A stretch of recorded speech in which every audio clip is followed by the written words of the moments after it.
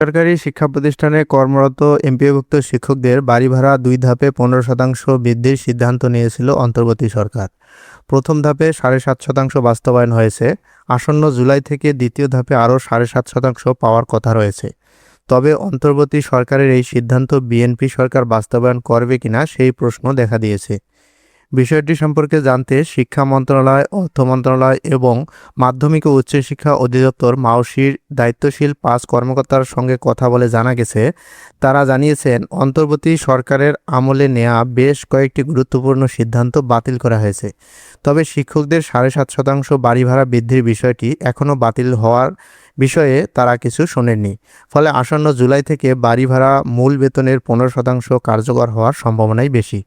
নাম অপ্রকাশিত রাখার শর্তে শিক্ষা মন্ত্রণালয়ের এক কর্মকর্তা বলেন, শিক্ষক কর্মচারীদের বাড়ি ভাড়া মূল বেতনের ১৫% করার সময় বিএনপির সম্মতি ছিল। শিক্ষক নেতারা বিএনপির শীর্ষ নেতৃত্বের সঙ্গে বিষয়টি নিয়ে আলোচনা করেছিলেন।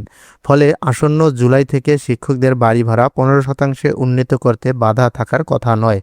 গত বছরের ২১ অক্টোবর বেসরকারি শিক্ষা প্রতিষ্ঠানে কর্মরত এমপিওভুক্ত শিক্ষক কর্মচারীদের বাড়ি ভাড়া ভাতা ১৫% বৃদ্ধি করতে সম্মতি দেয় অর্থ মন্ত্রণালয়। ওই দিন মন্ত্রণালয়ে জারি করা সম্মতিপত্রে বলা হয়, সরকারের বিদ্যমান বাজেটের সীমাবদ্ধতা বিবেচনায় নিয়ে বেসরকারি শিক্ষা প্রতিষ্ঠানে কর্মরত এমপিওভুক্ত শিক্ষক কর্মচারীদের বাড়ি ভাড়া ভাতা নিম্নোক্ত শর্তাদি পরিপালন সাপেক্ষে ১ নভেম্বর ২০২৫ তারিখ হতে মূল বেতনের ৭.৫% হারে সর্বনিম্ন ২,০০০ টাকা এবং জুলাই ২০২৬ তারিখ হতে উক্ত ৭.৫%-এর অতিরিক্ত আরও ৭.৫% অর্থাৎ মূল বেতনের সর্বমোট ১৫% হারে সর্বনিম্ন ২,০০০ টাকা নির্ধারণ করা হলো। শর্তসমূহ: ১. পরবর্তী বেতন স্কেলে বর্ণিত অতিরিক্ত সুবিধাটি সমন্বয় করতে হবে।